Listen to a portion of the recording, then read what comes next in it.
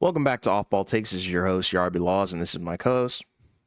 For Wells. We appreciate all the support and the recent content. First of all, prayers to RJ Barrett and his family as the Raptors have announced Nathan Barrett, his youngest brother, has passed away. We're not sure of all the details, but they are asking for privacy, so please do respect that and also keep them in your prayers as well, because it's really an unfortunate thing that has transpired.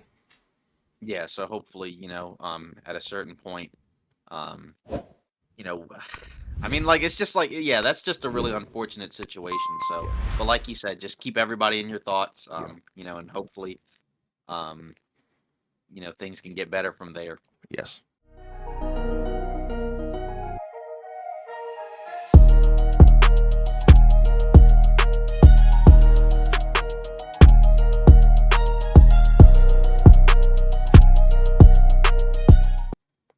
Um, so now, I guess we'll kind of get into, our NBA topic this week. Pretty much, we're gonna just kind of go into a lot of the X factors for, each of the, I guess, quote unquote, playoff teams or whatever, Mm-hmm. in the East and the West. We'll start out West, just because I think that's a lot more intriguing. Just because even the teams at the bottom, there's more stuff to say. I think. Sure. Um, so we'll start with the Nuggets. Obviously the Nuggets, as of now, of course that could change. And it probably will change by the time this episode comes out. They're the one seed currently, 46 and 20. Since the All-Star break, they've been on a tear, basically 10 and 1. Top of the league basically in offense, and defense pretty much. I think they're seventh in defense since the All-Star break, and I think first in offense.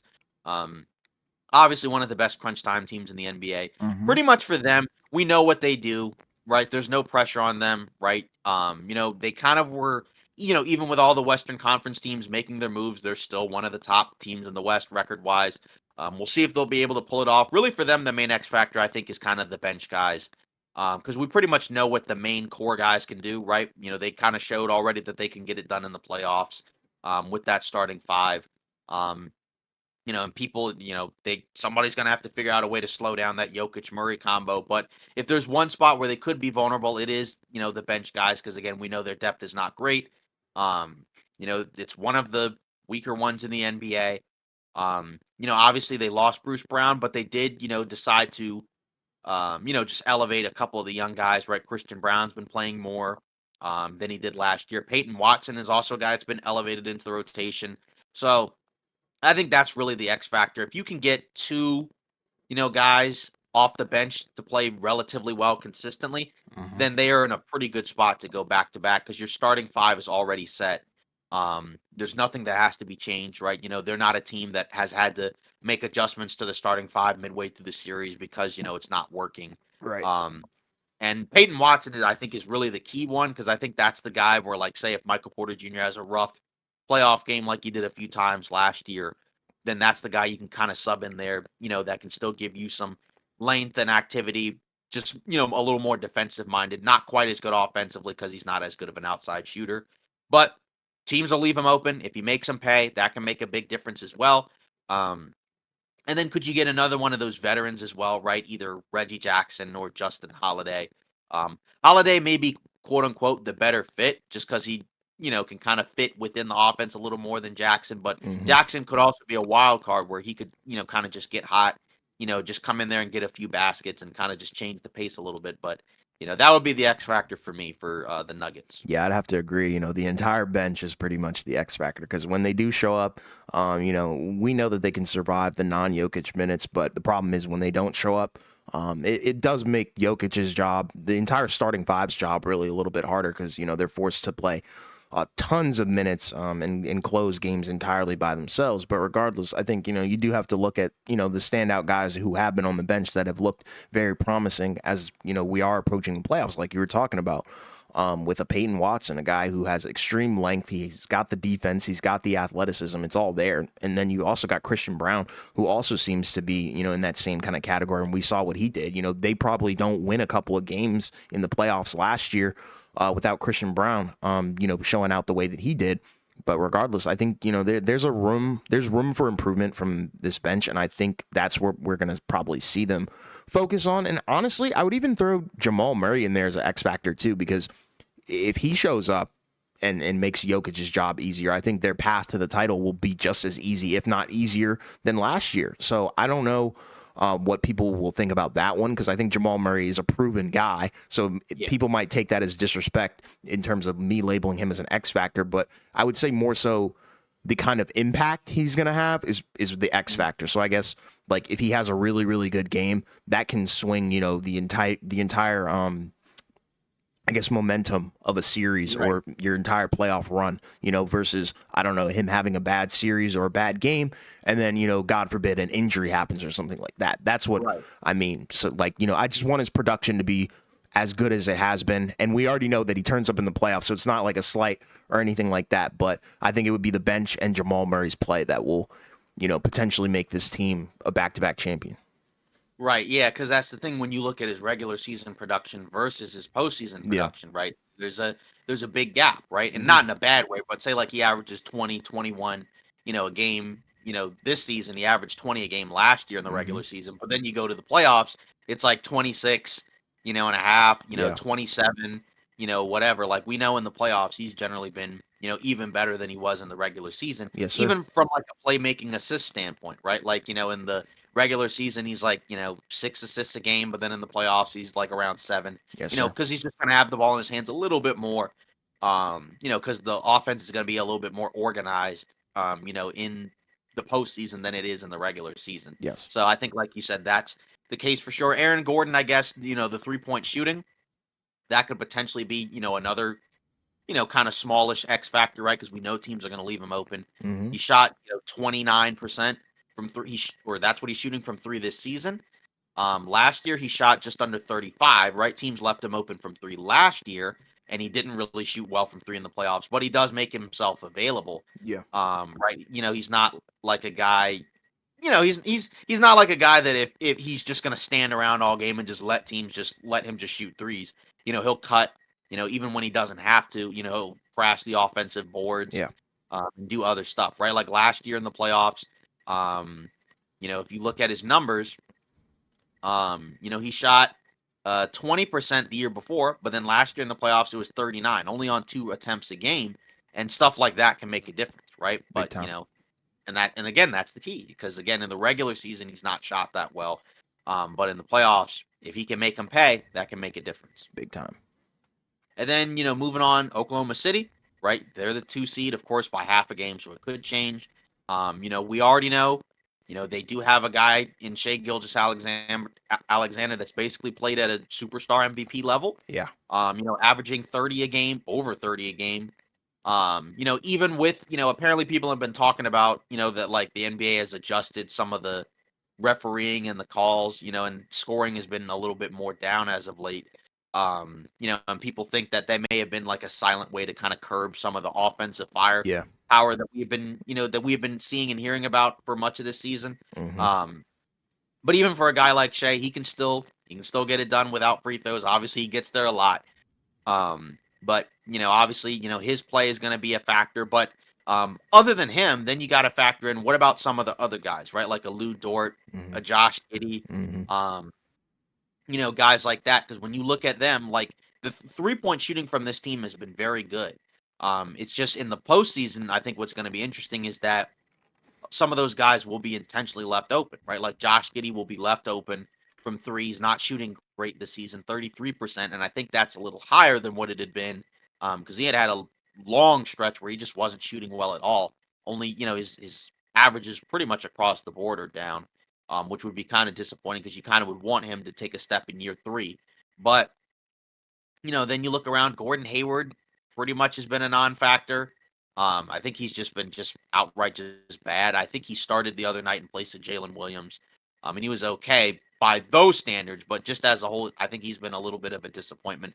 Maybe he turns it on come playoff time, but that's kind of the key. Is I think the 3-point shooting because that's a big part of their offense, right? Because outside of Shea, who also shoots pretty fine from three, right, 38%. A lot of these other guys, that's where their bread and butter is. Jalen Williams, 45% from three. Chet Holmgren, 39%. Lou Dort, 41%. Hassan Wallace, 42.5. Isaiah Joe, 41%. Even guys like Aaron Wiggins, 49%. So, I mean, that's going to be something to watch out for. Is that will those shots fall? When the pressure is the highest come playoff time. And we already know they're a smallish team, one of the worst rebounding teams in the league. So that's the other factor, right? Can that kind of be a little bit better come playoff time?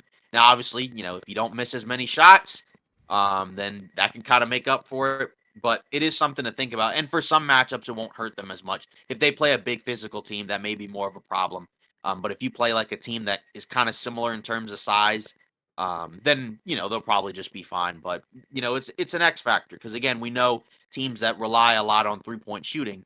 That can be something come playoff time that can be a problem. Even though Shea doesn't, he doesn't rely on 3-point shooting, but a Right. lot of these other guys do. Yeah, and that's part of the reason that they're so successful. They can run a 5-out set, or they can just switch immediately to pick and roll. And Chet can dominate, obviously, or he can take the ball and put it on the floor himself and do his thing. But the guy that I'm looking at here, it's really one guy, and I think it's pretty obvious. But it's Josh Giddey.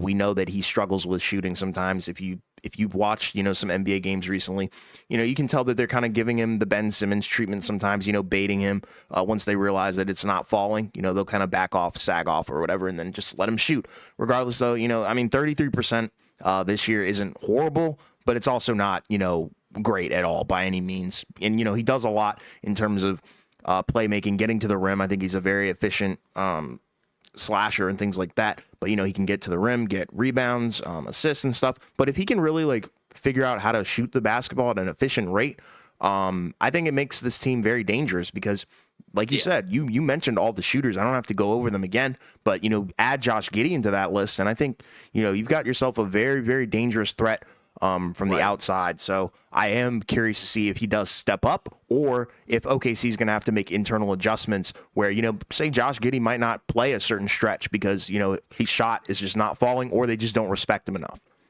Right. They may just roll with Isaiah Exactly. Joe. And that's kind of the thing, right? If those guys, keep up the shooting and then, you add a guy in like Josh Giddey who shoots better, then the floor is higher, where it's like, now you're not, you know, bleeding minutes or losing the minutes where a guy who's literally not being guarded is, on the floor. Now, to be fair, Yeah. even if he shoots well, I still don't think teams are going to guard him. But, if you make the other teams pay, if you make defenses pay for leaving you open, then obviously then that means that they actually have to decide, what are we going to do? Right. Yeah. Like you say, I remember, I think it was Rondo, on the Lakers, right? The title year during the regular season, he was a bad 3-point shooter. And then in the playoffs, he was like 40%. Teams were still leaving him open, but if you left him open, he was making it more often than not, which is a big difference than 30%, Sure. or something like that, right? Like that's a huge difference, right? The difference between 30 and 40 is pretty significant in terms of how teams play you. Now, again, they may still leave you open, but if you're going to be wide open and you're already at 40%, that's that's a really good percentage look. Yeah, Um, and again, like for all these teams, the matchups will matter as well. for sure. So it's We'll not like revisit this. yeah, so it's not just like Oklahoma City, that has to think about it. And then, speaking of right, the next team, right, Minnesota Timberwolves. Um, Obviously, right now the big one would be Towns, just because we need to know when he comes back. And when he comes back, what percentage is he at? Because the torn meniscus, right? Obviously, that's a big deal. Mm-hmm. Um, Assuming if he comes back and he's relatively close to himself, then obviously the big thing would be the late game offense, right? Because they're already not a great offensive team. They weren't great with Carl Anthony Towns, and obviously without him, right? It's been kind of a struggle. I know they had the win over the Clippers the other day, right? That was the game where Kawhi left in the first quarter, and didn't come back and left the arena. Um, and then like when you just look at the late game offense, right? That's also been a problem for them as well, right? Because then that big lineup, right, can become kind of a problem where things are clogged, Mm-hmm. and they kind of have to figure out stuff, in terms of like, oh, where can we go? How do we attack this? Um, and then even a guy like a Jalen McDaniels, right? Mm-hmm. He is a guy where or not Jalen, my bad, Jaden McDaniels, my bad. This year he's shooting 34% from three, which is a little bit lower, right? Because last year he was around 40% on basically the same attempts. Yeah. So if he can, kind of find a way to get that back up, from what it was last year, obviously, he's not going to take a ton of shots just because, you got Edwards and Towns taking the majority of them. But, stuff like that, right? If that can get better, that can kind of help, if your guys just shoot a little bit better. But that's kind of the main thing because, again, we know defensively, they already have an identity. Their identity is we're a great defensive team. Hmm. They're number one in defensive rating. But the offense is still not that great. And, how the offense looks in the playoffs, that's going to kind of be the ceiling for the team because if their offense can be, better than what it was in the regular season, right, then you have a chance to make a deep playoff run. But if it's basically about the same or potentially worse, right, then you're probably going to go out relatively early, right? You're probably not getting much past the first round, right? Like you might cuz like depending on who, is the lower seed, they could just cruise to the second round but maybe not much further or they may just struggle. It really depends, but that's what I think because you got to be able to close out games in order to win in the playoffs and they are the one seed, so obviously they've done a really good job at winning games. It's just a concern where you're not always going to just be able to blow out teams or just completely shut out teams, on the other end. So you're going to have to win a few close ones. And if you can't figure that out, then that's probably where you're going home. Yeah, and I would say I agree wholeheartedly. I'd say probably two of their biggest X factors are going to be health, and that includes Carl Anthony Towns, and then I think Mhm. the second one would probably be a guy like Nas Reed because there's a lot of pressure Yeah. on him to kind of replace what Towns can do. And although Mhm. like it's really hard to replace 22 points and 8 rebounds night in, night out. So I'm not Right. sure how well he's going to do with that, but he still can provide you some of those things just at a probably, a little bit lower of a clip.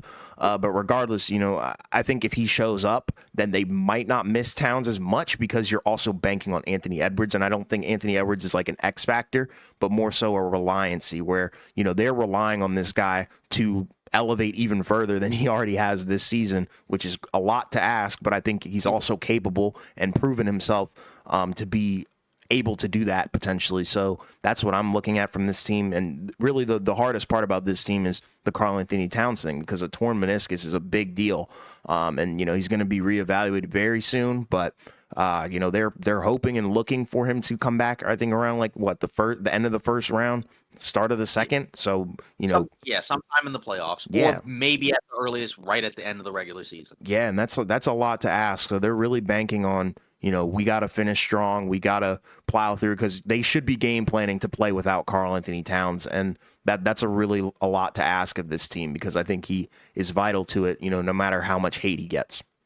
Yeah, and again, I if I said that they were the one seed, that's not correct. But they were a one seed, but now they've dropped to three, and obviously, part of that is the Towns injury. And again, the third seed is a lot different than the one seed because if you're the three seed, right, all of a sudden, you're playing, you know, potentially a tougher matchup. Because I think we don't know who the sixth seed is going to be right now. There's a lot of different choices, right? Because a lot of these teams are very close. Right. I think currently right now, I think the Kings are the sixth seed, if I'm not mistaken. But that could change right a week from now. And, if you play the Suns in the first round, I think that would probably not be as good of a matchup for Minnesota. Yeah, To be fair, they haven't played a ton of games, with their guys at full strength, but just in general, I think the last time the Suns played Minnesota, it was a problem. Um, because they're going to space out Minnesota, and they're going to have to find a guy to be able to stick on all three of them. right. And so, I mean, that something like that would be tough. Maybe you're not as worried if it's like Sacramento, potentially, or something like that. But again, ideally, you'd like to be the one seed to have home court throughout the whole postseason. In the West, or at least in the Western Conference, because Yeah, let's say they get to the conference finals against the Nuggets, I think you'd prefer, game one and game seven to be in Minnesota as opposed to, in Denver. sure. So then moving on, we're going to the four seed, right? And that's the Los Angeles Clippers, right? I think the main one for them, I think, is kind of obvious. It's really health. This team, has had a lot of issues in terms of Yeah, staying healthy the last several seasons, right? It's been a long time since, they had a playoff run where both, Kawhi and Paul George played through most of it, right? I think in the bubble, they played through until they got eliminated by the Nuggets. Then the following year, they made the run to the conference finals, but Kawhi, tore his ACL or whatever in the second yeah, round, so he couldn't finish it. Then he didn't play all of last season. So it was just Paul George, or 2 seasons ago. And then last year, right, both, Paul George was already out before the playoffs started, and then Kawhi tore his meniscus You're right. after 2 games. So, this is the healthiest they've been in a while. I know Kawhi had that weird thing where he left in the first quarter in the against the Timberwolves because of the back issue, but he did play today. So that's good, Yeah, right? it's a So great that it's sign. not so that way it's not like a long hopefully it's not a long-term thing and it's just kind of you never know with back spasms. That's the tough part, and that's the tough part about this Clippers team is that if one of those guys, if they get hurt, especially if Kawhi is kind of hobbled, right? That's the problem because this team is kind of built on Kawhi, being, that number one guy, right? That was one of the differences between what the Clippers were doing earlier in the season when they had Harden and they were struggling versus now. It's not just some of the other adjustments to the lineup and being more comfortable. It's also was playing better. Yeah. And as of late, he's been a little more up and down. The Clippers have been a little more up and down, right? They're kind of, they've kind of been around 500 for the most part as of late. Westbrook, obviously, he had the hand injury, so that's kind of a problem, right? Because he's a change of pace guy that brings energy and speed, in that second unit. So obviously, ideally, if he could come back, that would help, and he would also be an X factor as well because we know teams are going to leave him open, and he's probably not going to make them pay. You're right. But if he can do some other stuff, to be effective right now that he's not in as big of a role, right, that will help, right? Because he started for the Clippers last year. Now he's going to be coming off the bench. Um, so that's going to be something to look at, right? And then, Harden and Paul George, what do they look like? Because obviously, they've had their playoff things at times, right? I think, George, we've seen better playoff performances from him in recent years. To be fair, and he's not the number one guy right now, anyways, on the team. But that's also the other thing. The nice thing about having both of them is that now you can kind of sustain one of them not playing well, but then if the other plays fine, then you'll probably still be okay, Right. assuming Kawhi plays at the level he's played at. So I think the biggest thing for them would be health. And then, can they kind of get that mojo back from what they were doing earlier in the year, right? When they went like 33 and 11, right? Which, again, that's kind of unsustainable. I mean, you're talking about basically a 75% clip in terms of wins, which, over the course of the regular season, that's tough. But they've been a little bit rudderless as of late. I know they, got the win today over the Bulls. I think Kobe White didn't play. Yeah. So, hopefully, as long as Kawhi stays fine, they'll be fine. But, it's something to look out for. Yeah, and I agree with you wholeheartedly. I feel like you touched on the health aspect of their X factors, very good. But I think a huge X factor that a lot of people have somewhat forgotten about is James Harden himself. I think if he shows up, it takes a lot of pressure off of guys like Kawhi and Paul George offensively, where maybe you can scheme them to exert a little bit more energy on the defensive end. I don't know. But, with Harden, I think it's very interesting in terms of the fact that he's shooting a very, very high percentage from three. I think it might be a career high if I'm not mistaken this season. You look at the number totals and they've taken a dip obviously because at this point he's pretty much the third option on this team. But Right. regardless, the efficiency is up and I love to see it. And I think if he can carry that over into the playoffs, I really hope he can. The Clippers will be a threat in multiple ways, outside of just Kawhi and Paul George, where hopefully Westbrook will be back. And then you have some other guys, because I even think the young guys on this team could potentially be X factors if they do play, where it's like a similar situation to Denver, where you need to check and see who you have and who's going to be available to kind of put up some similar production. Obviously, not the same and exact as Kawhi and Paul George, but just some other guys that can contribute. Because I think there are some young guys like Brandon Boston maybe that deserve a little bit of an opportunity. Terrence Mann, Amir Terrence, Coffey. man, exactly. Like the list can go on, and I think they do have some intriguing depth that could be utilized properly and could also put them over the hump potentially if they do stay healthy. That is, of course, because that's the biggest question. But I would say it's health, Harden, and probably the young guys. Right, and then yeah, and you're right. He's shooting 40% from three, Okay, yeah. which is a career high. He's had a couple of 39 Excuse percenters, me. but yeah, it's a career high and just under 7 attempts a game, which is pretty good. I Yeah, know, he's been a little more inconsistent as of late, but yeah, again, the team has been inconsistent as of late. So, but yes, like you said, when he plays well, particularly when he doesn't have to be like a big scoring threat, that's when they're better, right? Like if you have to get him to get like close to 30 points, that probably means, that's probably not a good thing, right? Because that probably right, means that the other guys are struggling more. And then that forces Harden into kind of being more of a scorer. And I think you want him to play more of a point guard ish absolutely, role for the team. Because I think, with Philly, the last couple of seasons, right? He was getting a lot of assists, right? But he was pretty much really the, other than Maxey, really the only other real creator from the perimeter. Hmm. But now you have other guys like Kawhi and Paul George that can do that. So now I think you're not quite as reliant on him Yeah, as he reaches a different point in his career. absolutely. Yeah. And then, next up, right? That's the Pelicans. I think one X factor for them is closing games. They've had a lot of games where they've had double digit leads. I believe it's the most in the NBA, where they've led by 10 or more, relatively late, and then they find a way to lose. They've been a lot better as of late, to be fair, right? That's one of the reasons why they're the 5 seed, or yeah, why they're the 5 seed, right? Because, when we talked about them, with that horrible in season tournament, lost to LA, right? They Yeah, were kind of rudderless at that point. I think they were like in the play in, kind of like somewhere in that 7-10 spot. But they've been on a tear. They've been one of the best teams on both ends of the floor, which is kind of interesting because I don't really feel like you look at this team and think to yourself, yeah, this is like an elite team on both ends of the floor. Like right. they have guys that can do certain things, but like even defensively, right? Like, Trey Murphy's a good defender. Herb Jones is an awesome defender, could be, an all NBA defensive guy. But then after that, you don't really look at McCollum. You don't really look at Ingram. You don't even really look at, like a Zion or a Valanciunas. Yeah, Um, or others as like elite, great defenders. But they've been able to get it done. The 3-point shooting's been good, right? Trey Murphy's taken a lot and he's making a lot of them, right? High volume 3-point shooter on good efficiency. So you like to see that off the bench. And they do have a lot of talent in terms of like, deep into their rotation, right? I mean, like they legitimately have, like 10 whatever guys that you can pretty much put out there and for kind of sure. plug in, right? I mean, beyond the starting five with CJ, Ingram, Zion, Valanciunas, and Jones, right? You can go to Trey Murphy, you can go to Jose Alvarado, Larry Nance Jr. Even a guy like a Hawkins who doesn't even really play, Yeah. because he's a rookie. And others like that. So they have a lot of options. Hmm. I just don't necessarily know, what version of them I'm gonna get, right? Because then you have the other version, right, against the Cavs, right? And they got destroyed. So I don't know what version of this team I'm gonna get. If they can figure out a way to close out games, right, then obviously that will increase their ceiling.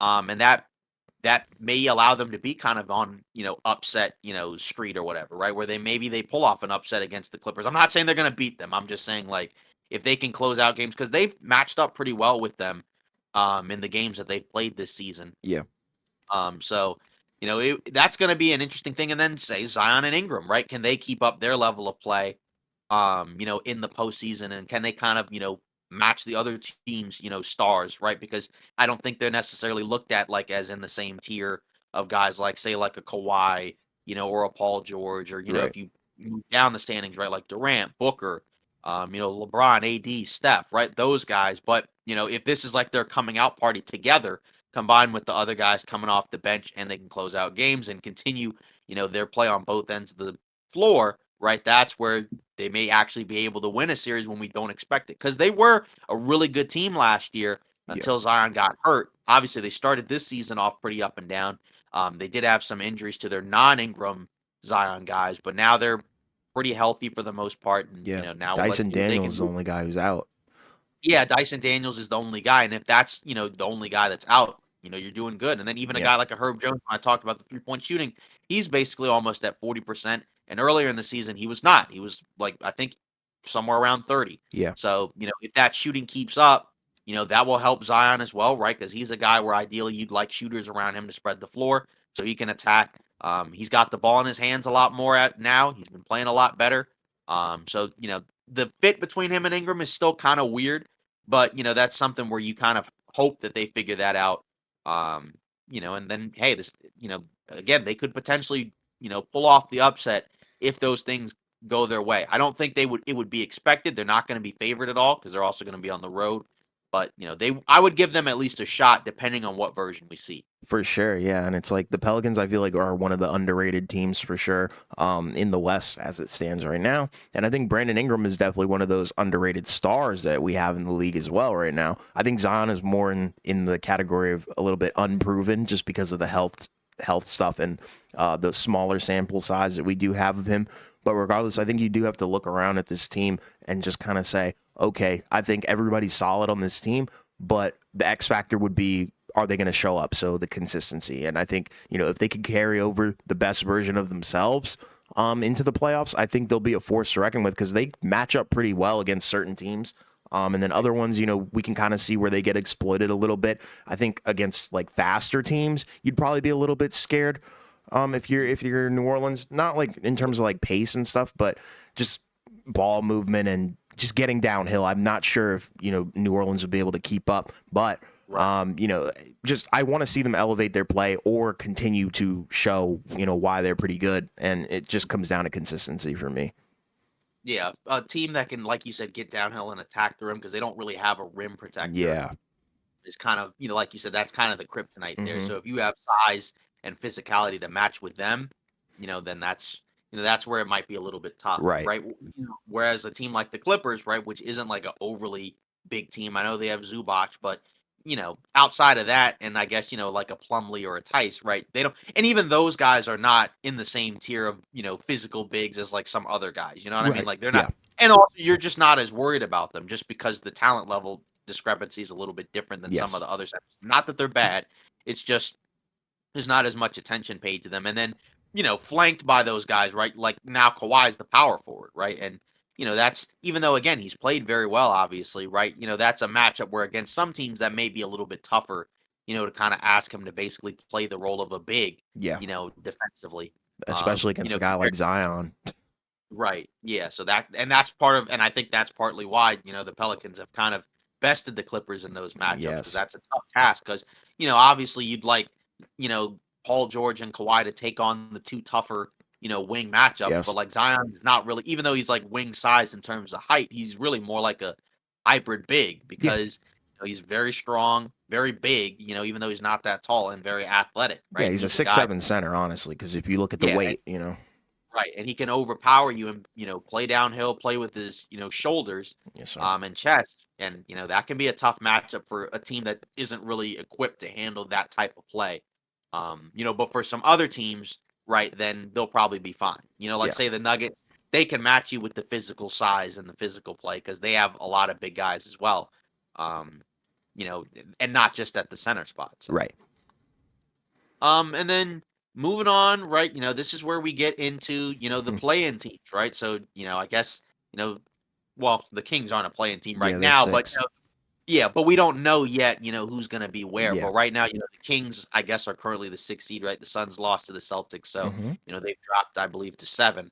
Um, so you look at, the Kings, right? And they're one of the strangest teams in the NBA, right? Where like on any given night, they can play a really good team and just, kind of run away with it, right? Like we've seen them, blow out the Nuggets by 30, Yeah. or destroy the Milwaukee Bucks. But then there's other nights where it's like, you know, they get destroyed, or lose a game against the Chicago Bulls, or almost lose to, the Spurs without Wemby or get blown out by Houston. Um, and that's just kind of a weird thing. Defensively, they're 20th, so they are a bottom 10, defensive team. Obviously, I guess it's better than it was last year because last year I think they were 25th.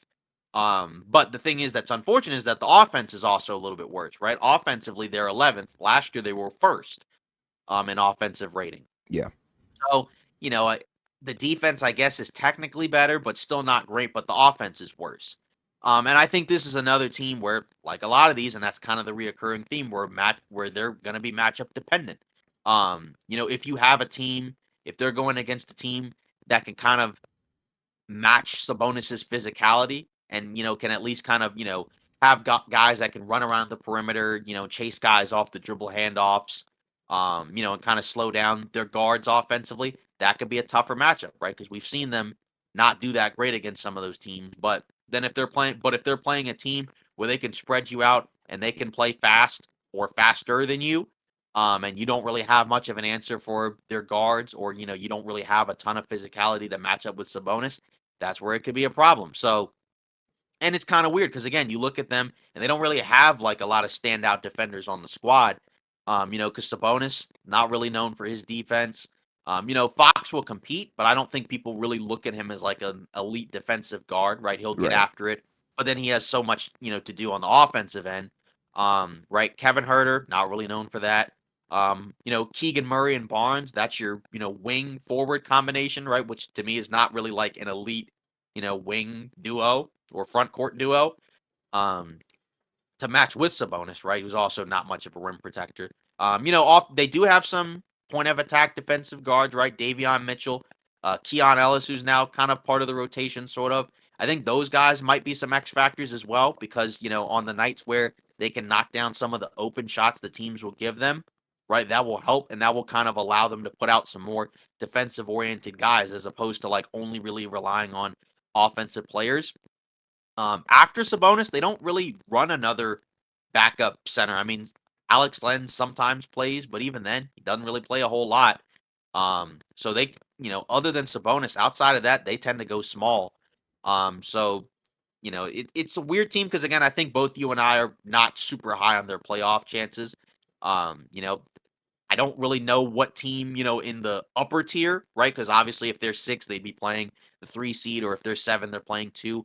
I don't really know of those top teams which one they would beat. Maybe they might be okay against Oklahoma City since Yeah. they don't really have any, big physical guys to match up with Sabonis. I still don't think people would pick Sacramento to win. They have done pretty well against them in the regular season, but I don't know. This team is kind of a tough one to crack just because, again, on any given night, we've seen them, you know, have weird nights against really good teams and look really good. And then other nights where they just look flat out awful. Yeah. But I think it starts kind of with the defensive end, kind of like last year, right? Where like they were a little bit better than expected on the defensive end. And that was part of what they were able to do in terms of pushing it to seven. But then offensively, right, the offense kind of ran out of gas. And then that's kind of ultimately what failed them in the end. Yeah, and it's like I look at this team and consistency. It's pretty much the same thing as the New Orleans Pelicans, just kind of a different look at it. And I think you can expect De'Aaron Fox and Sabonis to play the best version of their basketball.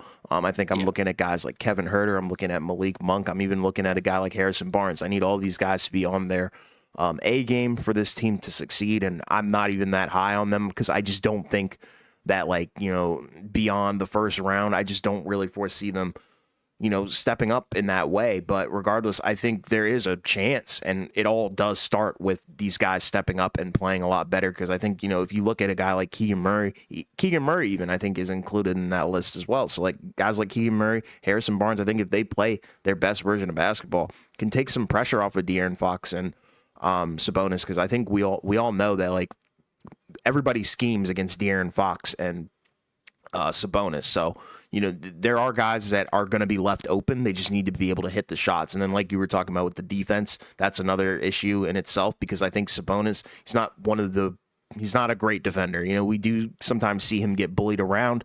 And that's not due to his play style. I think it's more so due to his frame. I just don't think he's a built defender kind of guy because he's physical. We all know that he's physical on both ends of the floor. It's just he can't. It's hard for him to get stops because of his wingspan and things like that. And then a guy Yeah. like De'Aaron Fox, he's very fast, but sometimes that can kind of hurt you. When you gamble for steals and whatnot. So I am looking for them to kind of I guess, smoothing out the edges and figure out what to do on defense because there are a lot of teams that can easily bully them, and there's a lot of teams that can exploit, their weaknesses that are, I think, readily available for any team to just have their way with them, honestly. But regardless, I think they do have a shot.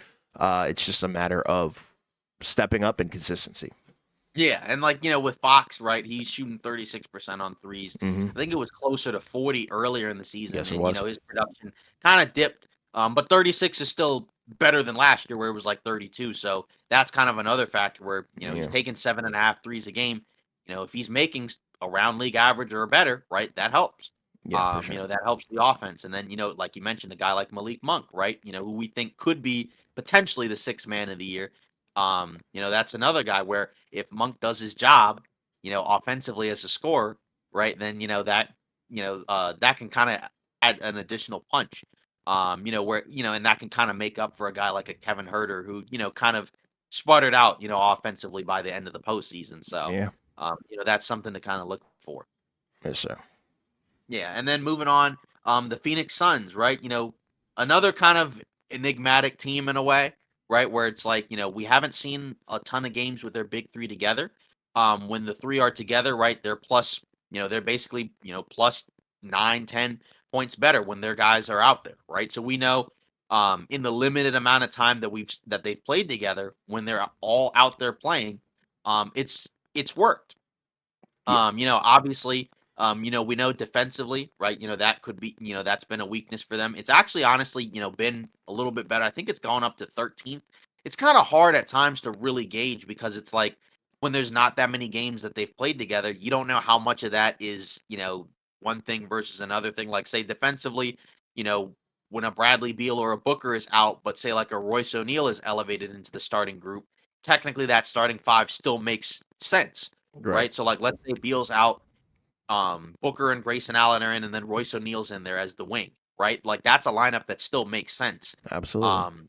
And Royce O'Neal is a solid defender, so that can kind of help, But what does that look like when it's those three guys, plus the other starters, right? Nurkic and Grayson Allen. So I think Grayson Allen is kind of the other X factor too, because he's the guy now that's been in the starting lineup. They've had a decent amount of different ones over the course of the season. Right at one point, it was like Josh Okogie. At another point, they even tried like guys like Keita Bates-Diop, Chemezi Metu. Um, Now they've settled on Grayson Allen, which, on paper sounds kind of weird, but it's actually been pretty good, right? You look at his 3-point shooting, he's shooting 47% from three, which I believe is leading the league. And the theory, I guess, for that is that, put a guy out there that's gonna get a lot of open looks, and when he gets them can knock them down. And Yeah. that, in a way, that makes sense, right? And it doesn't seem like they've really been compromised a ton by it. Obviously, there's gonna be certain matchups, right? The more physical size matchups, right? That's gonna be a problem. But the smaller teams, I think they'll probably be relatively fine. Obviously Nurkic, against a smaller team, that could be a problem because he's not like an elite offensive big man. He is shooting over 50% from the field, right? 52%. So the fact that you're getting a pretty good year out of him and a healthy year out of him, I think that's significant. Yeah. Because that was a guy that we weren't really sure about, coming into the year, right? Like I don't think we were super high on the guys they got back for Aiden, but they've played well. And they've basically gotten really good years out of two of those three guys. So that's kind of a win. Because it adds additional depth and a guy in Nurkic who's more willing to do, I think, some of the other stuff that Aiton wouldn't do. So I think they're one of those wild card teams where, you know, this postseason run for them is going to go one of two ways. Either they're going to go out in the first round or they're going to be in the conference finals with a potential chance to make the NBA finals. I don't think there's going to be a whole lot of in between. And it's going to be, I think, intriguing to see, right? Because it's a very expensive roster. They gave up a lot to put together this roster, but they got to win, right? And the window's, I think, kind of short just because of the age of, say, like a guy like Durant who's played very well. This is one of his best seasons, Yeah. especially from an efficiency standpoint. But obviously, it's not, who knows how many more years this is going to be able to work. But there's a chance. It just kind of depends on who they match up with. Obviously, right now they're the seventh seed. So technically, who knows? It could put them against OKC. It could put them against the Nuggets. It could put them against maybe Minnesota, depending on who finishes, where the top three finish. But I think at least offensively, it's been really good. And especially with Allen and Nurkic in there. So I think the rotation makes more sense. So that's nice to see. Again, we already mentioned getting Royce O'Neal. That adds another legitimate rotational player in there. It's just a matter of how many are they going to have come playoff time because we know the starting five, that's going to continue to be it, I think, for the most part. Mm-hmm. And then it's a matter of, Eric Gordon, Royce O'Neal. Can you get a third guy maybe in there so you could have 8 solid potential guys, You're right. to be able to put out there? Do you have an option at the 5 for when you go small that's not just Kevin Durant? We'll see. Is it Eubanks? Is it Thaddeus Young? Is it Bol? Jeez, bro. I'm not, yeah, It's tough. like I'm not. Slim Yeah, I'm not pickings, sure. though. That's the tough part, but that's kind of what you were getting into when you put this roster together. So now we're gonna have a chance to see, what they're gonna be able to do and if they're gonna be able to pull off some upsets because that's what it's gonna come down to right now because they're probably not finishing any better than 6. Yeah. So and by that point, it's tough, because obviously, we saw the Lakers as the 7th seed make the conference finals, but the 1 seed still came out of the West, and the West is better than the East. for the most part, right? I mean, well, not for the most part, it is. So, that's the tough part. You're gonna have to go through some really good teams. Um, so I think for them, ideally, if you can catch Minnesota without Towns, that may be more ideal. Um, you know, but who knows? You can't really play for matchups right now because, in previous seasons, you might have had a better chance to know, but we don't. So, Yeah, and I would say like the scary thing about this team is, like you said, a healthy run, and if they're playing at their full potential, leading up to the postseason, they could finish, maybe fifth or sixth. But if they stink it up or they just have like bad injury luck, they could finish 10th. That's the scary part that I'm very curious to see where they're going to finish. But as for X factors, I'm gonna have to go with Bradley Beal. It's been tough because he's only played, I think, around 36 games, right. which is fairly low, I guess, considering what's been going on with his health and whatnot. But my God, I don't even know what to really say because his numbers are somewhat down, so it seems like a disappointment. Although the sample size is smaller because it's only been 36 games. And the Um, efficiency is still solid, because yeah, you expect the numbers to be down because he's playing with other guys. exactly. It's similar to like the Harden situation where he's the third option. Obviously Yeah. Harden and Beal are in different categories and tiers and places in their career, but in terms of the system and the fit, I think it's similar where you're kind of relying on Beal to do a lot of things, and I think if he steps up and gets and brings out that dog that we know that he has, where he can give you a nice good 25, 27 a night. You know, Mhm. I'm not gonna lie, bro. Like this team is very dangerous. On top of the fact that Kevin Durant and Devin Booker will be doing their thing as well. So if Right. he shows up, I think the team will play better as a whole. And then Yeah. obviously defensively, it comes down to the rotations. I would even say coaching as well. I think coaching is a big factor for this team. I'd be curious to see what that staff is going to do regarding the late game rotations and who they're going to go Right. to for more defense, more Yeah. Close. physicality. Exactly, Closing. closing games because they do tend to drop a lot of games, especially in the fourth, whether it be lack of offense or defense. Sometimes it seems like they kind of Both. just do whatever they want. Yeah, exactly. Like yeah, sometimes it might be a combo of both. But regardless, I think if Beal steps up his play, if the coaching gets better, and they figure out a solid rotation to close games, I think this is a really really good contender. Yeah, Frankie, he's got some decisions to make, in Yeah, regards to, like you said, the rotation. And again, he is a guy that has won a title as a coach, so absolutely. I think there's a benefit of the doubt there. And again, some of it's just tough because you look at the roster, and once you get past some of the guys, there's not a whole lot of guys that you feel great about or trust, in big spots, right? You just don't know. There are some battle tested guys like Eric Gordon. Um, that's a guy that I think will be key. Obviously, guys like Durant and Booker, they've been in big playoff games as well. Yeah, So that's kind of what you're hoping for. I think you're just kind of hoping for that offensively, some of those guys just kind of figure it out, just kind of get out from under their own heads for the most part, and figure out some better ways to execute. Because sometimes, like you said, it just kind of looks like it's just your turn, my turn. I'm gonna take this shot, you're gonna take this shot, yeah, and it's bad, right? And then there's other times where the shots are falling, the ball sometimes moves, and then that's when they look really good. It's just again when you have guys where that's kind of their go-to identity as scorers, right? That's kind of what tends to happen where the ball's going to be in their hands and they're going to try to kind of win the game, through sheer force of will, sort of. And sometimes that works, and you do need some of that, especially in a tight playoff game, because there's yeah, going to be games where it could come down to if their guys just kind of win the one-on-one matchups, and just kind of just take over down the stretch. That could definitely happen in a big playoff spot. And then there's going to be other stretches where that may not be the ideal solution, but yeah, that's what they're going to do anyways. yeah. So, And like like I you would said, even say like another X factor, sorry, is like their team chemistry. Like imagine if their team chemistry like gets on the up and up and we kind of right? see them iron out the details and figure it out where it's like you said, not so much your turn, my turn, but we could do this as a team. Just Yeah, find me if I'm open or mm, you're gonna take over right here and this is your time. That kind of thing. right. I think yeah, it's one of those teams where I think the ceiling is relatively high, but I think the floor is also kind of low, where it's just like, and it's not like a floor where it's like they're just going to get blown out if they play poorly. It's Right. just like one of those floors where it's like, man, how did this team lose, like 3, 4 straight close games, to this other team and, where they were right there and then just couldn't figure it out Yeah, down the stretch. One of those situations. for sure. Then moving on to 8th seed Dallas. This is another team that I think is kind of a intriguing team to kind of, look at in the sense of you look at the offense. It's 6th off in terms of offensive rating, right? So they're basically a top 10 offense, but then they're a bottom 10 defense.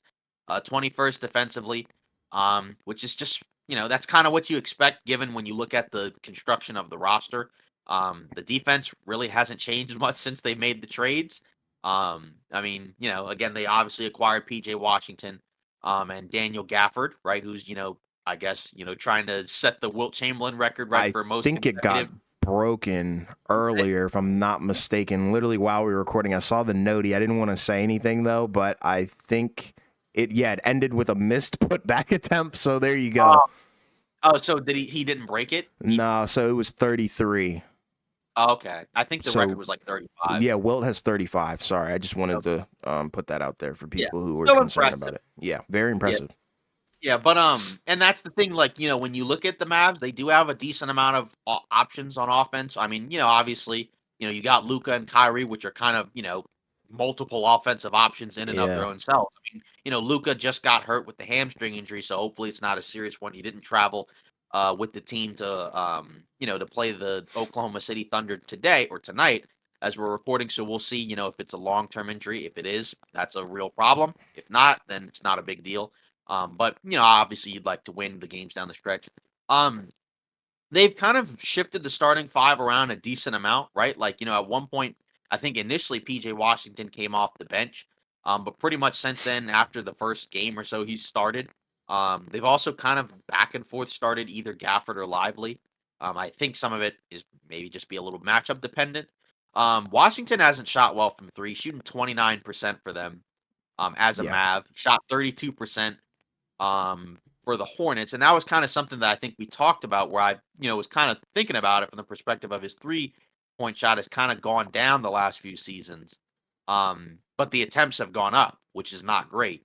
Obviously, he can do other stuff, right? He can move his yeah, feet fine. yeah, He can, he can help, I guess, with the rebounding because that's been an issue for the Mavs as well. But it is something to think about, right? Because again, those other guys are going to get wide open looks. Like Tim Hardaway Jr. is going to be open a lot.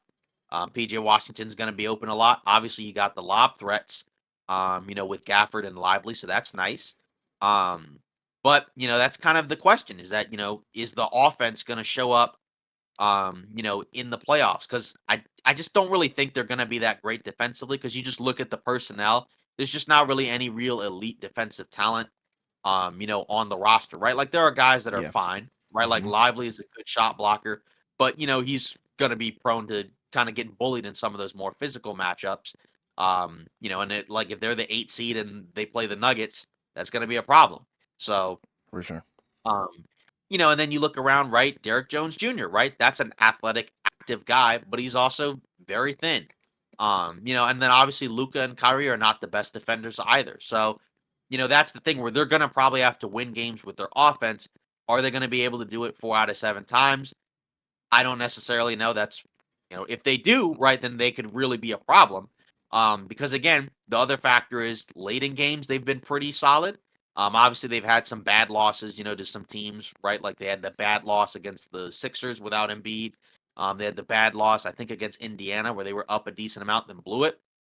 But when it's a close game, they are pretty good. You got two of the best offensive, players in the game, together. They don't really play together though necessarily. It's kind Hmm. of again, kind of like a Phoenix thing where it's your turn, my turn, but they're Hmm. very good at it. Hmm. Um, Luca was dropping 30-point triple doubles basically every game before he got hurt. So, Yeah, and that's the other factor, right? Is that this is, Luca is playing basically the best basketball of his life, pretty much. Before he got hurt. The 3-point shot, it's dropped a little bit, right? Obviously, but he's still 38-ish%. I think it was around 40 a little while ago, but that's still really good, and he takes a lot of them. So if he's shooting almost 40% from three on some really difficult shots, like it's not like those are easy shots. He's a tough shot maker, super yeah, efficient as well. Obviously great passer, playmaker. And he could be one of those guys that could kind of just, single handedly just kind of, take over a series or a game kind of on his own, and then the other guys can kind of come along for the ride. So if there's a matchup, amongst those top seeds, let's say they play like Minnesota or, Oklahoma City, and he's just like by far the best player on the floor, that's going to give you a really good chance to win. Because some of those teams, right? There's going to be some issues. I mean, Minnesota has guys to throw at him. Yeah. OKC, I don't think has that quite as much. Even though they are a really good defensive team, but again, they don't have a lot of big physical guys to kind of, slow him down and kind of, throw him off his game. So I think, they could potentially pull off an upset, but it's going to be with offense, and it's going to have to be, like I said, one of those scenarios where if he's the best player on the floor, and he could be, like I said, against Minnesota or Oklahoma City, that there could be a pathway, but it's going to be tough because they're still probably going to have to find a way to get some stops towards the end of the game. And I don't necessarily know if they can do that, but if they can get a couple, right, then they might be potentially another dangerous team. Yeah. And with Dallas, it's tough because I'm actually pissed off with this team a little bit. Although recently I think they've been a lot better. They're on a 4-game win streak. But before that, they were really getting on my nerves because they were kind of falling in the standings. The defense seemed to hit an all-time low. And honestly, this is the second year in a row that this has happened where post All-Star break, they look mediocre. But like I said, the 4-game win streak has definitely helped their case. But the biggest X factor for me is going to be Jason Kidd. He's got to figure this out because the defense is really, really bad. I think in their last 10 games, their defensive rating was dead last, and then the next best team I think was the Wizards. So that tells you where they are on their defensive effort, defensive personnel. Like you were saying, you called out the guys. I don't need to say it again, but I think it's on Jason Kidd to figure out. Okay, we got to scheme this. We can do something about it because although it's kind of hard when you're given the personnel that you have. You can't really just spawn guys out of nowhere and be like, you're an amazing defender. You kind of maximize it. Exactly. You got to optimize what you have. You can tinker with the rotations, change the scheme, something. Because if they drop a little bit further, I don't think you're going to feel very good about it. Considering Luka Doncic, like you said, is playing his best basketball of his life, and arguably, he could be the MVP. If he was on a better team. But regardless, they've got to fix something on defense, and that's where it starts. But they do have some other X factors in terms of personnel. I think if Kyrie, that's not like a slight. It's kind of similar to Jamal Murray, where if Kyrie, blows up and has explosive games, takes some pressure off of Luka. And then also that makes the entire team's job easier, I think, offensively, because I think, if both of those guys are firing on all cylinders, then you maybe don't have to worry about defense as much. But, they need to be consistent, and they need to really figure this out because this team has so much potential. And I just really want to see them win. Yeah.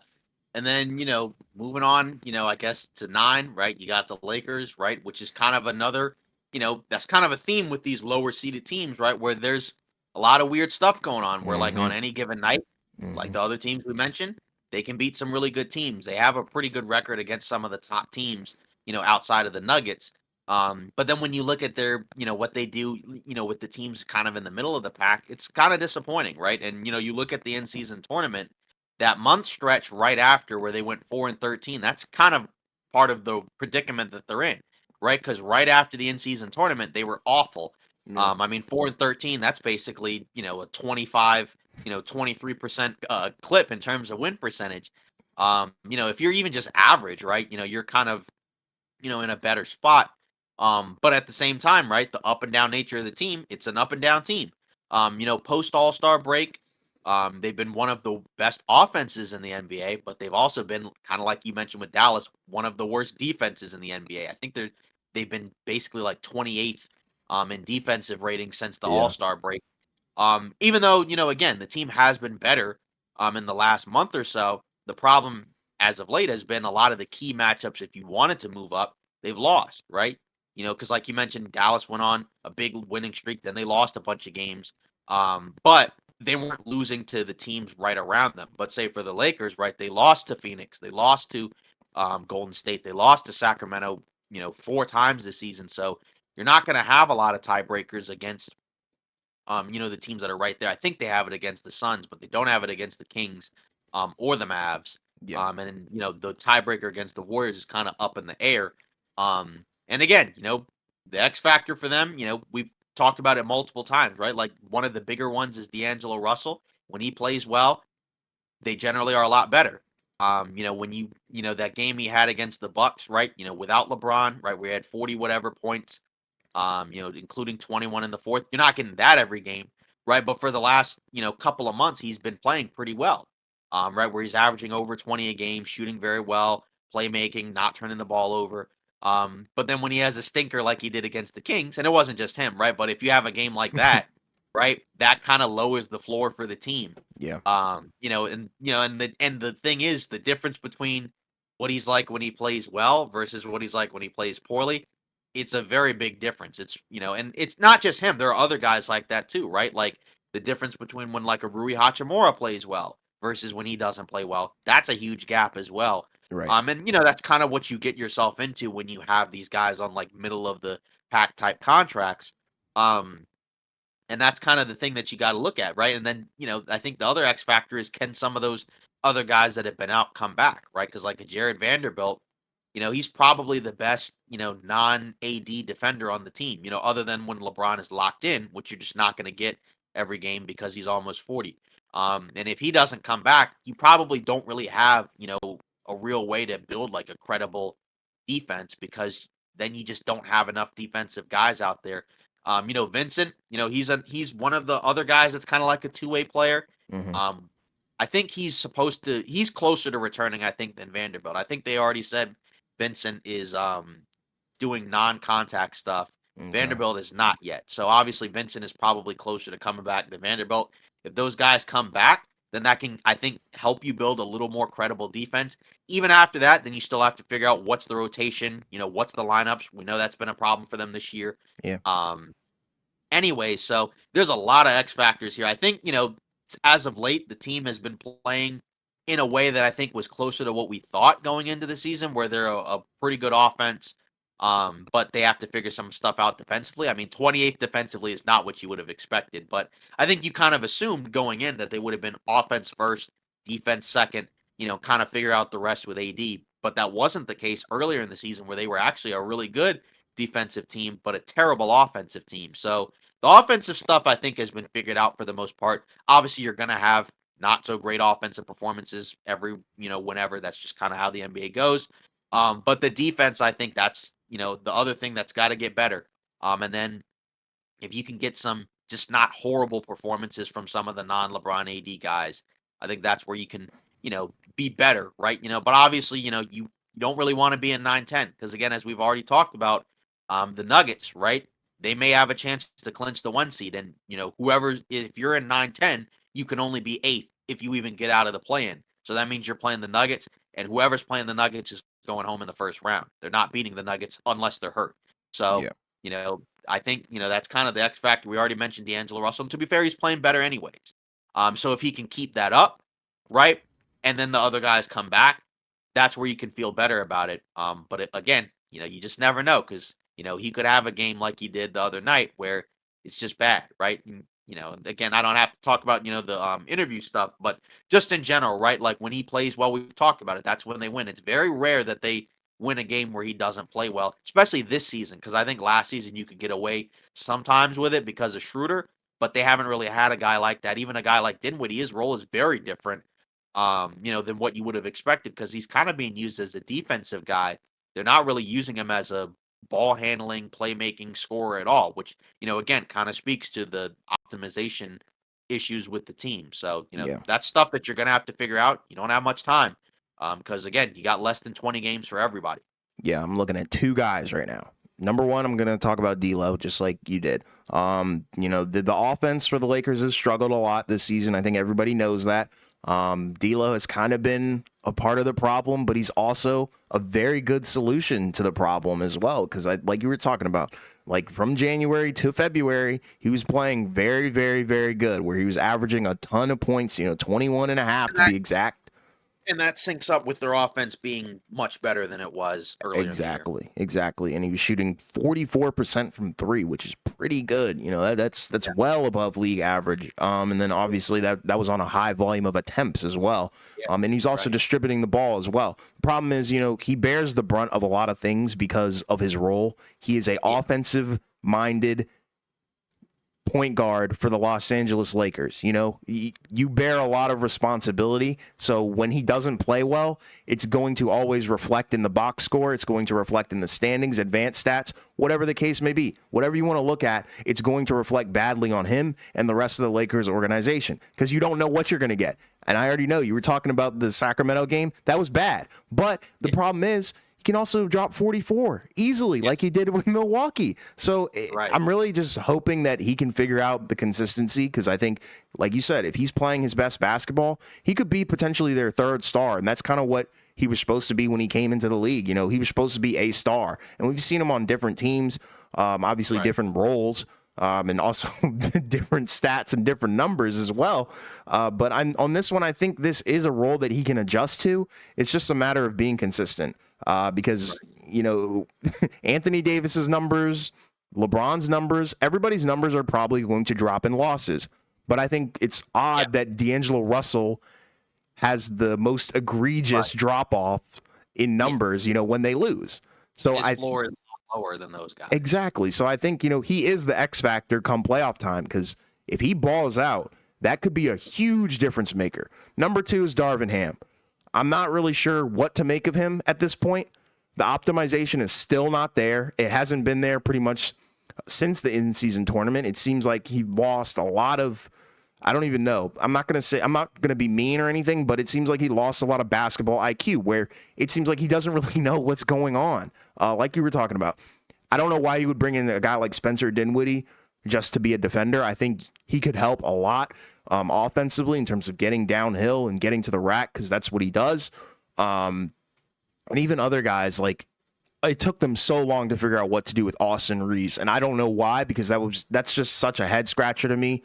There's even been times where you look at like Jalen Hood-Schifino and you're wondering if he's even an NBA player at this point. Cam Reddish being in the starting lineup, you just don't understand why. And I do understand that there are injuries, you know, that have impacted the Lakers in extreme ways, especially ways that we didn't even really see coming because a lot of their additions and re-signings haven't really been able to play a lot of games because they've been in and out, or some haven't even played at all. But regardless, I mean, you got to look at Darvin Ham and D'Angelo Russell because I think if they can both figure it out in their consistency and their IQ, I think the Lakers can be a dangerous team because you can never count out Braun. Obviously, like you were talking about, his effort level is kind of up and down just due to his age. That's just where he is. Anthony Davis, I think, has been a very, very solid and underrated aspect of the Lakers' somewhat success. I think he's been one of the reasons why they've even been floating and, you know, being kept alive at this point. Because without AD, I think this team is horrible. But regardless, you know, it is what it is. It's such a hard team to talk about because you want to look at the positives, but I think the negatives have outweighed the positives so much. But one positive is, you know, you're pretty much locked in to be where you are in the standings at this point. I mean, you could jump a little bit potentially, but you could also fall. It's so weird though, but they're locked in for the play-in for sure. I think it's just a matter of are they going to win? That's the big question. And I think if we're looking at the best version of the Lakers where they can win, D'Lo's firing on all cylinders. He's consistent. He's not being boneheaded. He's not being inefficient. And Darvin Ham is coaching like a real coach. Yeah. And, you know, and to be fair, you know, in crunch time, they are one of the best crunch time teams in the NBA. I think they're winning. They have the best winning percentage in crunch time. You know, I think they're 19-8. So that's, you know, well over 50%. So, you know, that means when it's close, they, even though it doesn't seem like it because of the record, they usually pull it out. Yeah. They turn up. You know, if they were like a, you know, average in crunch time. Yeah, they'd probably be, you know, 11th or something. Yeah, like they that. might be But where Houston is. yeah. And that brings us to, you know, the last team in the West, you know, that's in playoff contention because, you know, pretty much after Golden State, the other teams, they're not, Yeah, they're done. you know, they're not going to be in there. There's just not enough games. You know, Alperen Şengün, luckily, you know, did avoid a major, you know, injury. It is a grade 3 ankle sprain, I think, which still means that there is some ligament damage, but it's a lot better than what they thought it could have been. ACL. Yeah, exactly. ACL, you know, torn, you know, whatever. He will miss the rest of the season, you know, so obviously that's gonna, you know, pretty much end Houston's chances, although they were done anyways. I mean, both them and Utah, Golden State's 10. The 10 teams are gonna be here. So Now we look at Golden State, another very strange team. 13th in offense, 15th in defense. Their offense has dropped a little bit recently because I know, Steph's been out a few games. And that's part of what happened the last few games where they lost 4 of their last 6. They lost to the Bulls. That was the game where Steph got hurt. They got blown out by the Celtics by 50. They blew out the Bucks by 35. Got blown out by the Mavs. Got blown out by the Spurs without Wemby and without Devin Vassell, and then Hmm. also beat the team with Wemby and Devin Vassell. So it's a strange team. Yeah.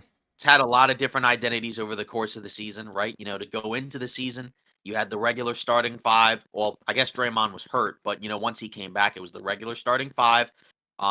Guys weren't playing well, but they still kind of kept going with it. Then eventually, right, Draymond had the crazy suspensions. And then they had Wiggins and others come off the bench, which was a weird time. And now they've kind of shifted to Clay has been struggling for most of the year as a starter. Now he's coming off the bench in favor of Pajemski. So it's a lot different than I think we expected, right? Kaminga wasn't really much of a factor early in the season. Now he's starting and he's basically been their second, best player for the most part for the last few months. So, and he's kind of the main X factor, I think, for the team because, his level of play, I think, has kind of helped stabilize the team, right? Giving them a little bit more, to work with on the offensive end where it's not just Hmm. kind of like a 3-point barrage. They do have a guy that's super athletic and can get downhill, and can pretty much match up against anybody. Obviously for him, he's a guy that I think teams are going to leave open. His 3-point shooting, this season, right? It's been kind of up and down. I think right now he's a 32%. Yeah, I it's think it like was a little, 31.7. yeah. And I think, last year I want to say he shot, pretty well, right? Like 36 37. or, yeah, 37. So, um, he's got, so it's not like he's a non-shooter. Hmm. But obviously if he can knock those open ones down, right, that's going to be a huge difference. And then, again, like you just look around and the concern I think you have is that there's a lot of guys that just haven't played to the level I think you would have hoped, right? Obviously Clay is probably one of the biggest ones. Wiggins has been playing better as of late. Right now he's up to 46% from the field, 35 from 3. 13 a game. And you're not probably going to get as many crazy offensive nights out of him anyways, just because of Kaminga, who's going to take some of the touches. And it's just a strange team because again, you're starting a rookie, who doesn't really look like a rookie, right? He looks like a much more, experienced guy, but Yeah. obviously he's still going to have some weird games because he's a rookie. Chris Paul, right, coming off the bench, as a 6 man, missed a lot of time. Shot pretty poorly initially when he played, right? And then since he's come back, he shot much better. So he's up to 43 from the field, 37 from 3. And that's another guy, right? He's going to be forced into a spot up guy that's going to have to take some open threes. Um, Draymond, same thing, right? He was shooting over 40%. He's still shooting over 40%. Not a lot of attempts, but again, that's another guy where if that keeps up, that could help. He's playing center. And they do have a lot of depth. They have a lot of guys that they can put out there and just play. Right? Kevon Looney was a guy who was a starter. Now he comes off the bench. And before Draymond missed that last game, he wasn't even really playing. They were playing Trace Jackson Davis, which was a guy that we really liked coming out of the draft. And we were Hmm. shocked that he fell that low Yeah, for to sure. Golden State. Because I think we had him as like a late first rounder, and he was almost at the end of the draft, kind of Yeah. in a way.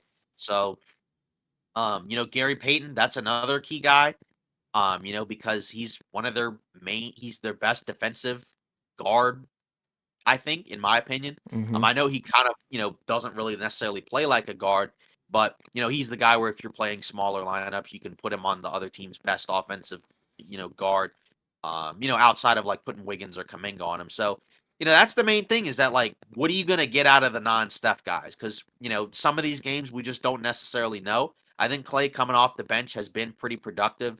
Him as a starter, in these games where like, guys are out, so he's put in the starting lineup, still hasn't worked.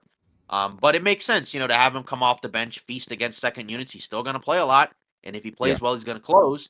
Um, I just don't know. And again, if they had one of the easiest remaining schedules, but they're still in the 10th spot. So this next week is going to be kind of pivotal, right? Because they have games against the Mavs and the Lakers, right? They have 2 more against the Mavs. If they lose one of those, then they're probably, going to stay in that 9-10 spot because then that means you would have lost the tiebreaker. If they lose to the Lakers, same thing. You're probably going to be 9-10 because that means you would have lost the tiebreaker. Um, and I think ideally, if you're Golden State, again, just like the Lakers, you don't want to be in the play-in. None of these teams want to be in the play-in. You Yeah, want to be in the 7th spot. yeah, But it gets tough. And, they've been so up and down. They're not very good in crunch time.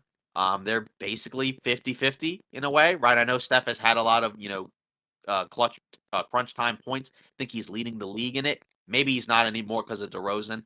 But so you do have a closer, but I just don't know. There's still a lot of questions with this team. I know they've been playing better basketball, but I don't know. Like it's another team where it's like if you play the wrong matchup, you're going out in the first round.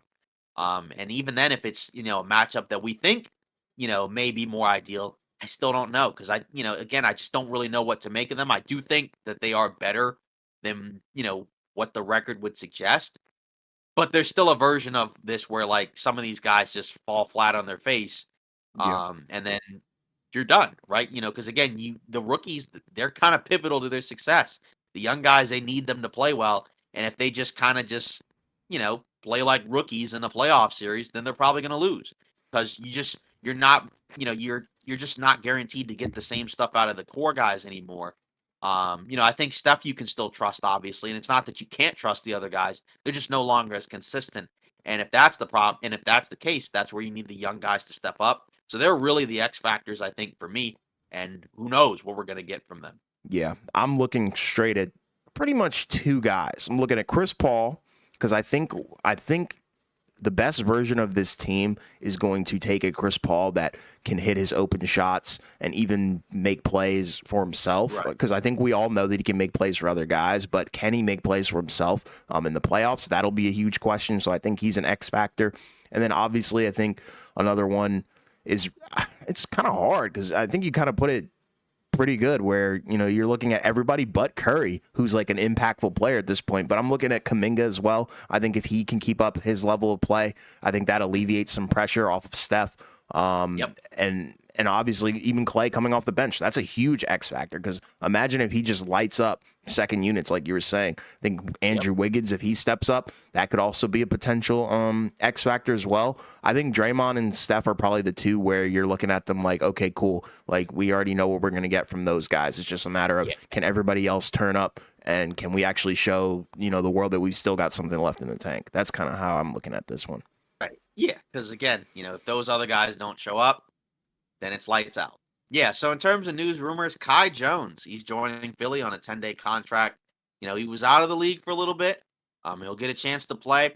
I don't know if he's gonna be like a guy that's gonna, be there at the end of the, postseason roster. Kind of depends on how well he plays.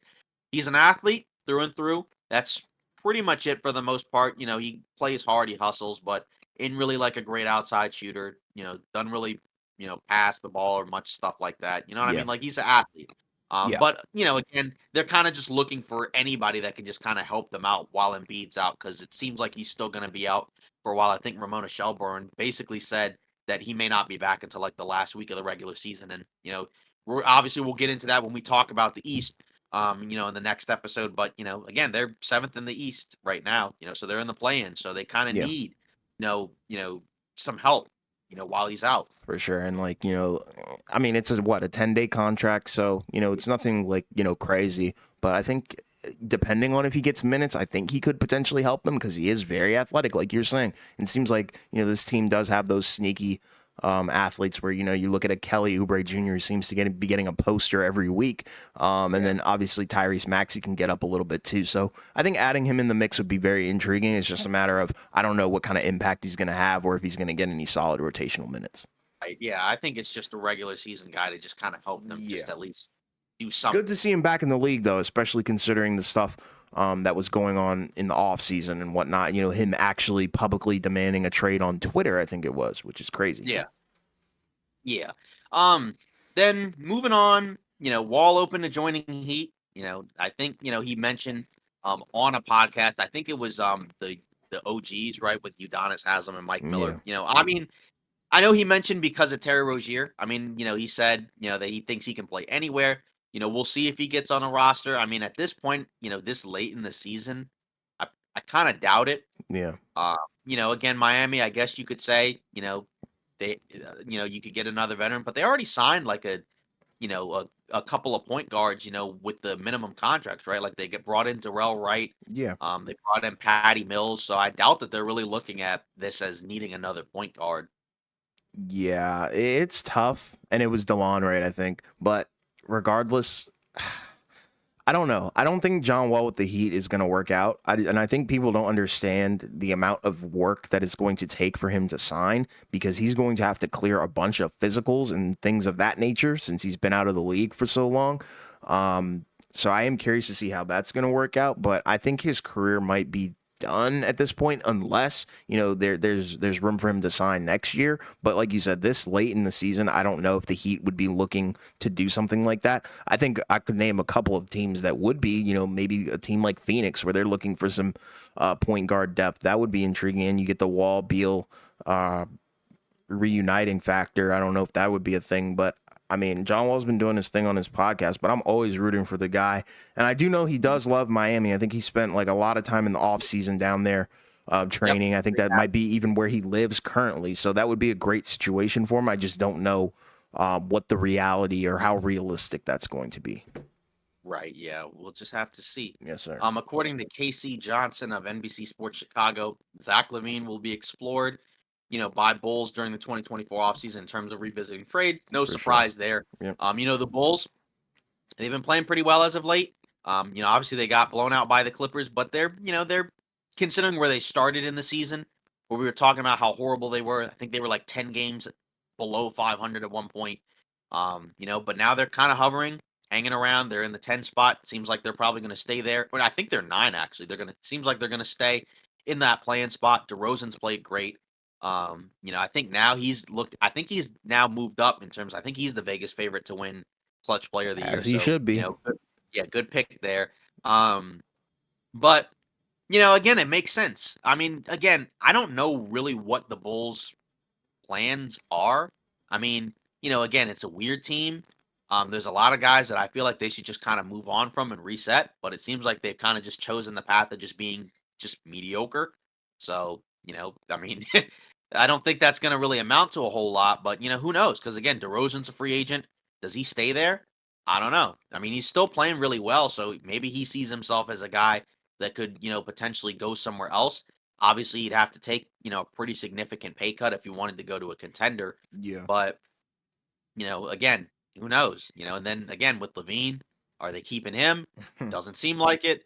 Kobe White seems like now he's kind of become, like a cornerstone guy, which is great. So now at least you have a guy that you can, feel good about, quote unquote, building around. Not that he's the guy, but Right. just that, he's Bless a you. talented player. Thank you. So, I don't know. Again, the Bulls have a lot of questions, but I think it makes sense to revisit the Levine trade because you're not probably going to get back a whole lot for him, but at least it might help you, kind of move on to, a reset, which is probably what I think they need. Again, team like the Wizards, I know they're really bad this year, but at least they did, kind of take the band-aid off and decide to actually go into a rebuild and just Yeah. decide this is what we're going to be. Whereas the Bulls, they're just kind of just there, which is kind of one of the worst spots to be where you're not bad enough to be, to get like a top tier draft pick, but you're also not really good enough to be in the conversation at all. You Yeah. just kind of exist. Yeah, there's nothing worse than being on the lower end of mediocre because you're going to be stuck with mid-tier draft picks and mid-tier standing results, and it's just not going to be good. Like you don't want to be a play-in team forever. So I think moving on from Zach Levine is a great idea. You just have to bite the bullet. It didn't work out. It could have worked out. I think if Lonzo was healthy and other things went their way, obviously. But then you also have to explore DeRozan because I think he's a very good player. I think he deserves the world and whatever he wants at this point. But regardless, hey, the Zach Levine thing doesn't surprise me. And I think we were more on the boat of, yeah, you should probably explore to move him in the first place, at the deadline. But then he kind of got hurt. So then that kind of just got rid of everything. So once he's healthy, I'd be curious to see what teams will buy in on it. The problem is that contract is kind of wild. And I think that's the only thing that's holding, him back from being dealt, with a swiftness, because, he's a good player. I just think it's a little bit of an overpay at this point, considering Right. what he does on the court and especially what he doesn't. Right. And, most teams weren't in a situation like, say, the Suns, where they just had one big contract that they were able to trade for a guy like a Beal. Yeah. A lot of teams, they'd have to give up multiple pieces in order to get Levine.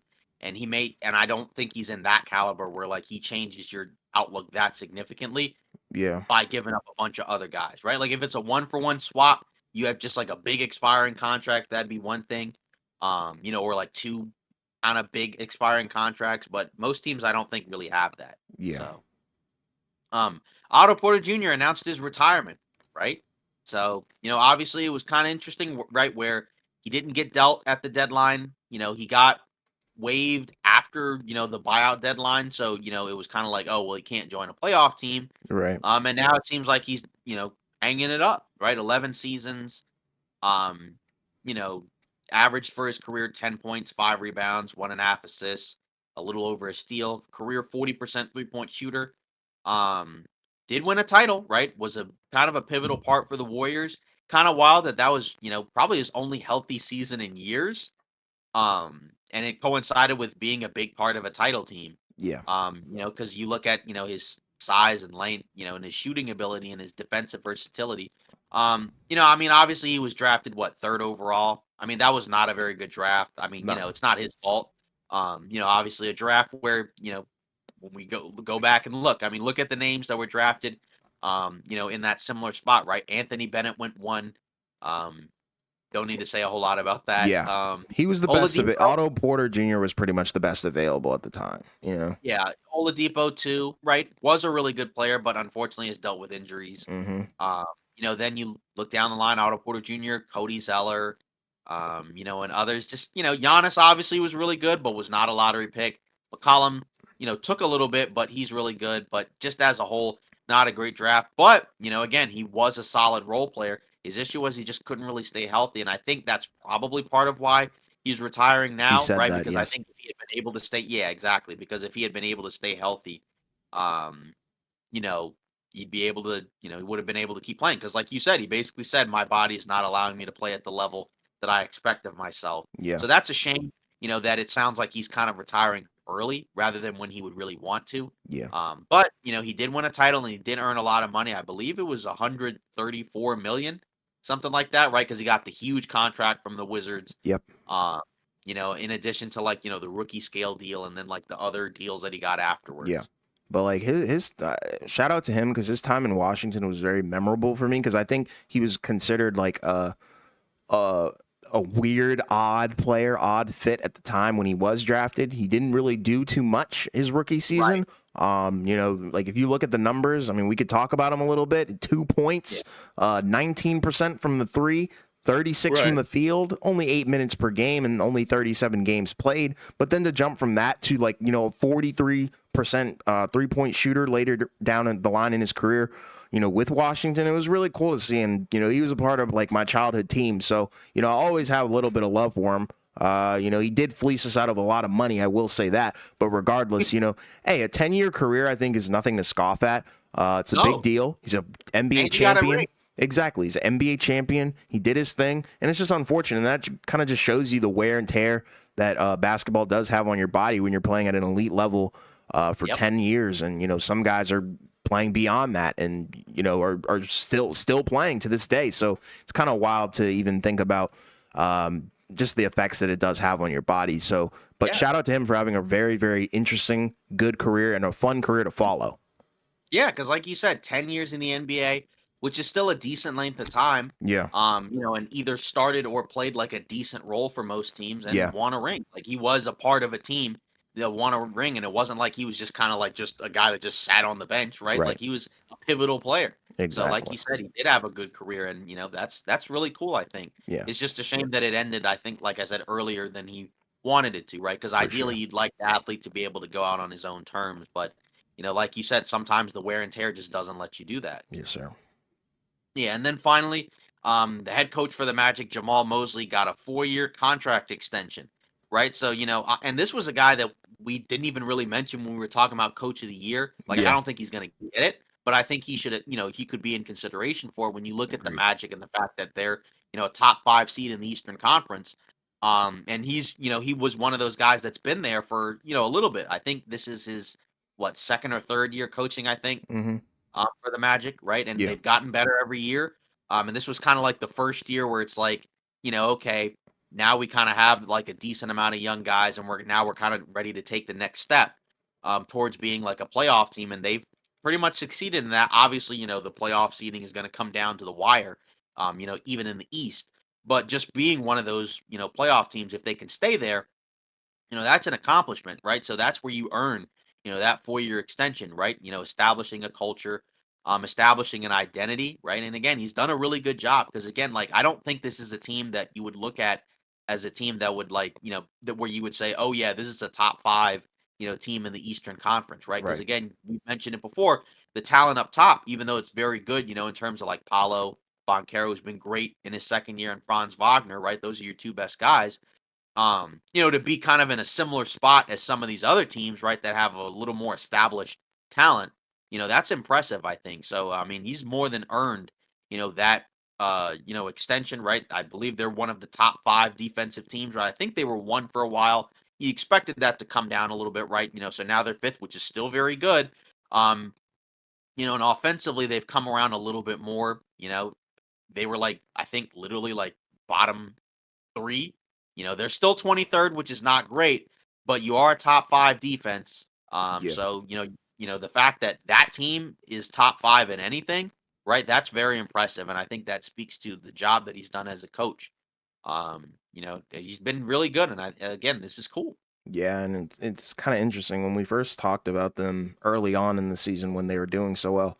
A lot of players were speaking very highly of him, and that's kind of when I think we both picked up on the fact that yeah, this is a great coach, a great guy to have around because he's somewhat of a player's coach. A lot of people really seem to just speak so highly of him. They want to play for him, and I think that's the exact kind of coach that you want to have. It's fine to challenge your coach, but I think when there's a mutual respect and there's also some sort of that friendship brotherhood thing kind of thrown in there as well, I think you feel really good because it also shows and reflects on the court. And obviously they have their own relationships off the court, which I think somewhat reflect on the court as well because it's a group of guys. They fight in and out every night, and also the defense stuff, it shows. Yeah, exactly. And again, this was a guy, I think he was an assistant for the Nuggets, if I'm not mistaken, right? And Yeah. he was kind of one of the guys that was brought in like when that class of a bunch of different coaches kind of came in.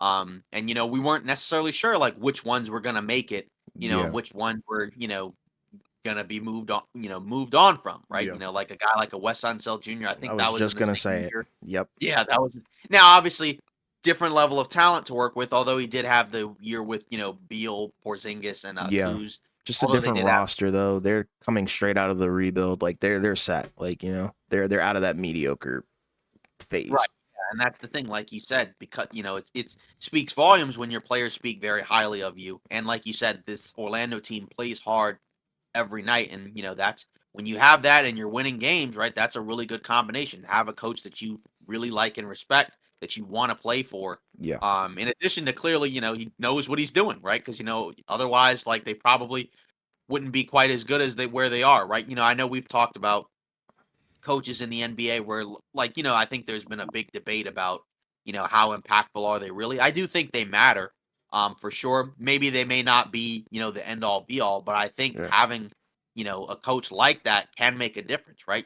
Like if they had a different coach, they may be a worse team, right? Because again, as a coach, you still have to, you still have the job of having to figure out how to speak to your guys and how to optimize guys, which we talked about with different teams, when we were discussing all these other teams. So shout out to Jamal Mosley, for building something in Orlando. And, I think it'll be really cool to see what they can do this postseason. And even if they don't do much, right? Like you'll still feel good about them going into next season because they have a really solid young group of guys to work with. Absolutely.